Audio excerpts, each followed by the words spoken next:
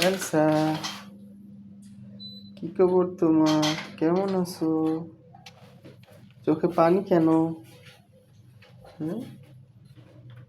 এই যে এলসা ডিওমিং এর জন্য আসছিল।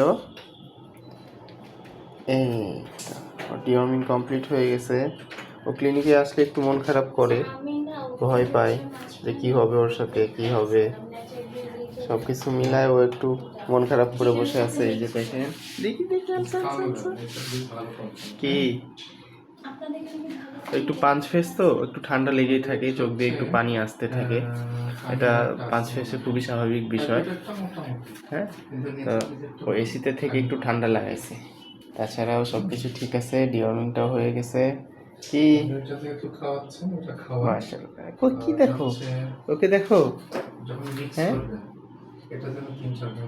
তোমার দিকে তাকায় আছে। ওর দেখো চোখ, চোখ দুইটা দুই রকম। দেখো স্যার, ও এখন বেশি বেশি খাবে। কয়বার খায় দিনে?